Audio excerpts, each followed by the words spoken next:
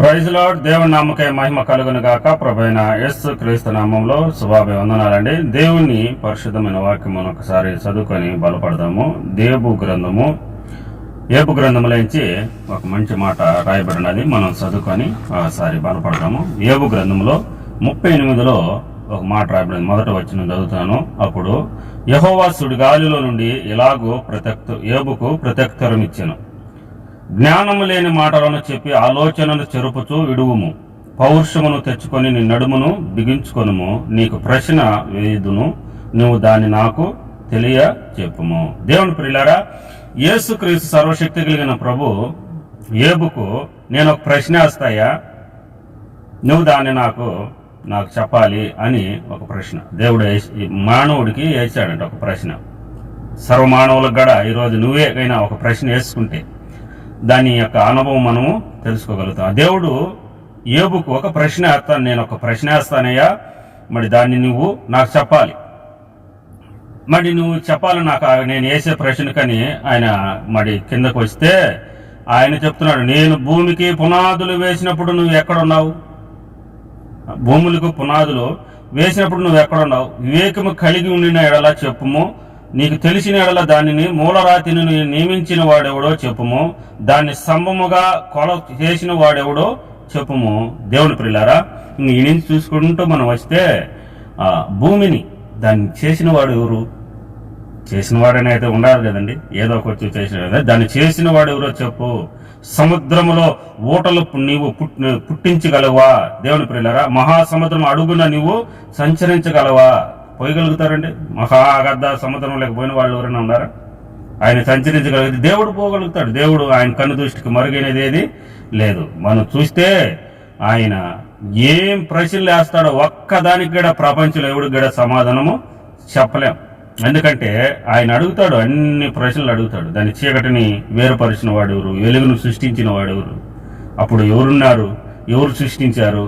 దానికి ఇంతే సరిహద్దులను అంటాడు ఆయన. సముద్రం అంట, నువ్వు ఇంతే, నువ్వు నీ పొంగులన్నీ నువ్వు ఏమైనా కానీ ఇంతవరకే నువ్వు అద్దేశ అంట. ఆ అద్దు వలకనే అద్దులేకే ఉండాలంటది. అద్దులు వేసిన వాడు ఎవరు?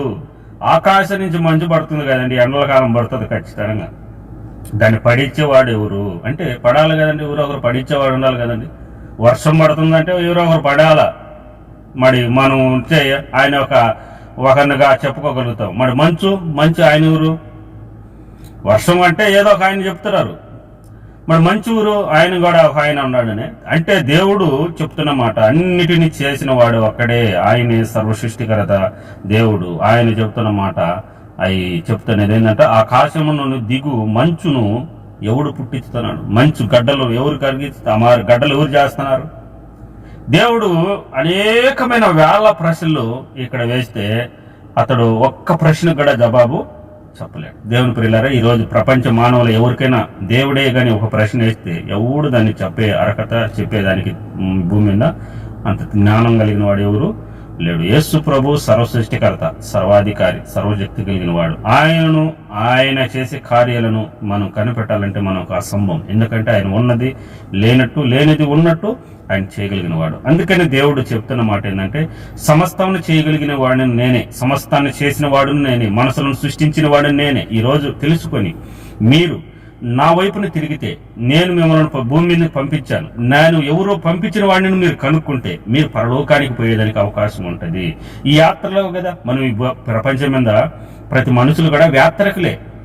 ఈ భూమి మీదకి వస్తున్నారో యాత్ర ముగిస్తే వెళ్ళిపోతున్నారు. కానీ ఎవరి పంపించారో, ఎవరి కాడికి వెళ్తున్నారో వాళ్ళని కానీ ఈ భూమి మీద ఉండగానే గుర్తు చేసుకుంటే కులమా లేదు, మతమే లేదు, ఏది యేసు ప్రభు చెప్తున్నాడు, ఏది లేదు నాయనా. మానవుడు మానవుడే, నరుడు నరుడే, దేవుడు దేవుడే.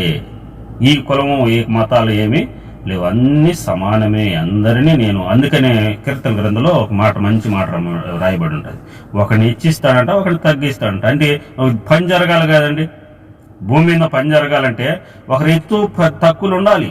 భూమి నీళ్లు ఉన్నాయి, పైనుంచి పడుతున్నాయంటే పైనుంచి పడే నీళ్లు ఎక్కడికి పోవాలి? వాటం అనేది ఉండాలి. పైనుంచి నీళ్లు వస్తున్నాయంటే ఒక వాటం ఉంటే ఆ వాటం ముడితే నీళ్లు పోతాయి. అందుకే పల్లవులు దేవుడు అంటాడు, పల్లవులకి నుంచి ఆయన నీళ్లు గద్దిస్తే ఆయన పల్లవుల నుంచి వాటానికి మళ్ళీ ఈ నీళ్లు పారుతున్నాయంట.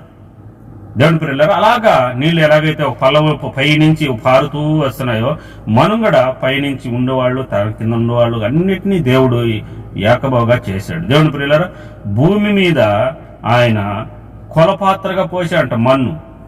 మనం ఏమనుకుంటున్నాం, ఇదేమో భూమి అని.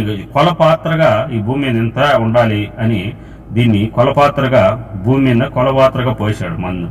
ఆకాశాన్ని జానతో కొలిచాడు. మనం వేసే గ్రంథంలో చూస్తే దేవుడు చేసే కార్యాలను మనం ఎందుకో యేసు ప్రభును ఏదో తక్కువగా చిన్నగా ఏదో ఆయన కరుణామయుడు మనిషిగా పుట్టాడు లేకుంటే ఎంతో మంది ఎక్తాలు చేస్తారు. దేవుని ప్రియులారా, ఆ రోజు ప్రకటన గ్రంథం చెప్తున్న మాట ఏంటంటే, ప్రతి మననేత్రమును వెలిగింపబడుతుందంట. అమ్మా ఈయన అంటే ఆయన మనిషి మాదిరి ఉండడు, మనిషి ఉండదు. ఆయన ఆశ్చర్యకరమైన ఎరుగు, సర్వశక్తి కలిగిన వాడు. ఆయన చూసినప్పుడు ప్రతి మననేత్రమును, ప్రతి వాడు భూమి మీద, ప్రతి ఒక్క ఎవరైనా భూమి మీద ఉన్నారని ఏదైనా ఉండిలే అన్ని కూడా రొమ్ము కొట్టుకుంటూ మోకాళ్ళు ఉంచుకొని ప్రభువా నైనా నీవని ఆయనను చూపిస్తాడు. ఈరోజు మనం ఆయన లెక్క చేయడంలా, ఈరోజు మనం ఆయనకు మనకు పనికిరావడంలా, ఈరోజు ఆయన ఎవరో మనకు తెలియక ఎన్నో మార్గాల్లో మనం వెళ్తాము. దేవుని పిల్లరా, దేవుడు అని చుట్టుకారు ఒక సూర్యుడే గాని ఒక కిలోమీటర్ కిందికి దిగితే మనం ఉండగలుగుతామా? బూడిదైపోతుంది, బొంగి ఇదన్నా అంత మట్టి అయిపోతాం. భూమే మట్టి అయిపోతుంది, మట్టి కాలిపోతాం, మనం మట్టి అయిపోతాం, జనాలందరూ మట్టి అయిపోతాం. ఎందుకు? ఎక్కడ ఏది ఏడ పెట్టాలో, ఎక్కడ ఏది పెట్టాలో ఎన్ని పెట్టిన వాడు, ఒక సిస్టాన్ని నడిపిస్తున్నవాడు ఆయన ఉన్నాడు. కానీ ఆయన తెలుసుకోవాలని మానవులుగా యేసు ప్రభు బోధిస్తున్నాడు. సర్వమానవులను దేవుడిని తెలుసుకొని ఆయన ఇష్టానుసారంగా ఉండాలని దేవుడు కోరుకుంటున్నాడు. మనుషులను ఏం బోధిస్తున్నాడు యేసు ప్రభు? చాలా మంది, నేను కూడా ఇంతమంది ఉన్నప్పుడు అలాగా ఉన్నప్పుడు దేవుడు ఏంద్రా ఇది మనకెందుకురా అనేట్టుగా ఉండింది. ఇప్పుడు యేసు ప్రభు మానవులకు ఏం బోధిస్తున్నాడంటే మానవత్వమును బోధిస్తున్నాడు. యేసు ప్రభు ఎందుకు సర్వమానవులకు అవసరము, ఈ రోజు నేను కూడా ఎందుకు ఇది మాట్లాడుతున్నానంటే, యేసు ప్రభు అని ఆయన మానవత్వాన్ని బోధిస్తున్నాడు. మంచితనంగా ఉండు, మంచితనంగా జీవించు, మంచితనంగా బ్రతుకు, ఇరుగు పొరుగు వారితో ప్రేమ అనురాగంగా ఉండు, తల్లిదండ్రులు సన్మానించు, నిన్ను వల్ల నీ పొరుగు వారిని ప్రేమించు, ఈ లోకములో భయభక్తులు కలిగి నువ్వు జీవించయ్యా. అది యేసు ప్రభు బోధిస్తున్నాడు. అది లేని వారికి, ప్రతి వారికి కావాల్సిందే యేసు ప్రభు. ఆయనే రక్షణ మార్గం. కాబట్టి ఈరోజు అది ఎవరికి లేదో అది అందరూ యేసు ప్రభు కావాలి. ఎందుకంటే ఈరోజు చూడండి, ప్రతి ఒక్కరికి లేదు. అన్యాయం కావాలి, అన్యాయంగా తీసుకోవాలి, అన్యాయంగా ఏదైనా కావాలి. మనం ఏదైనా ఒక పొరపాటు చేసామనుకో, మనకు ఇది చేసినామని అనిపించదు. ఎందుకంటే అనిపించదు. ఇప్పుడు మనిషినే ఒక చంపేసిన అనుకోడు, ఎందుకు చంపినంటే నా మీదకి వచ్చినాడు కాబట్టి నేను చంపేసిన అంటాడు. ఒక మనిషిని నిష్కారంగా లేకుండా చేసేసాడు కదండి.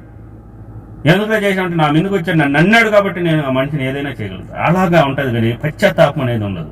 అందువలన యేసు ప్రభు చెప్పేది ఏంటంటే, పశ్చాత్తాపం అంటే నీవు ఇంకొక మనిషిని చేయకూడదు, కానీ అలాగ కయ్యను ఏబేలు చేసుకొని అలాగా ఉండకూడదు. ఏ మనుషులు అలాగా చేసుకోకూడదు. అందరూ కూడా సమానమే అయ్యా.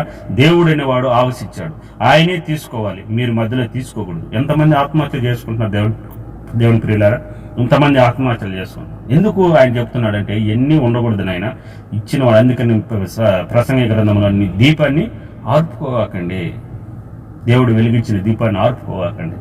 దేవుడు మనకి ఎవరికైనా ఒక ప్రశ్న ఇస్తే ఎవడు కూడా భూమి మీద సమాధానం చెప్పలేడు. మనం అడుగుతుంటాం. చాలా మంది దైవజనుడు ఒకసారి చెప్తున్న మాట ఏంటంటే, దేవుడు ఉంటే చూపించమని అంట, నీకు మెదురుంటే చూపించమని అంట. కొట్టి చచ్చిపోతాడు. దేవుడు వస్తే చచ్చిపోతాడు. మనం కూడా అంతే. మెదురు కొట్టి చూపించాలంటే మనిషి ఉంటాడంటే ఉండడు. మరి దేవుడు కనపడాలంటే మనం బతామా? తగ్గించుకొని అయ్యా ప్రభా నా తండ్రి అని మనం అడిగితే ఆయన తగ్గించుకొని వస్తే చూడగలుగుతామేమో. కానీ నువ్వు ఉంటే కనపడంటే మహా ఆకాశాలను సృష్టించిన సృష్టికర్త మనం వస్తే ఉండగలుగుతామా? సూర్యుడే 1 కిలోమీటర్ కింద దిగితే మనం నిలబడలేమే. ఆయన చేసిన వాడు మన ఈ భూమి మీదకి వస్తే నిలబడగలుగుతామా? దేవుని పిల్లలు, అది వ్యర్థమైన ప్రశ్నలు. అందుకే ఆలోచన చేయండి, తెలుసుకోండి అని దేవుడి వాక్యము సెలవిస్తున్నాడు. దేవుని ప్రియులారా, అవినీతి నుంచి విడుదల పొందండి, మారు మనసు పొందండి, రక్షణ పొందండి. యేసు ప్రభు ఆయన బోధిస్తున్నది అదే. నీతి నిజాయితీగా బ్రతకండి, అవినీతి నుంచి రాండి అని యేసు ప్రభు బోధించాడు. దేవుని ఈ మాటలు మీ హృదయాలను దీవించి ఆశీర్వదించును గాక. దేవుని పరిశుద్ధమైన వాక్యం మీ అవసరాలను తీర్చి, ఆయన మీ యొక్క సమస్తలన్నీ తీర్చి, ఆయన శాంతిని సమాధానమును మీకు అనుగ్రహించును గాక. ఆమేన్.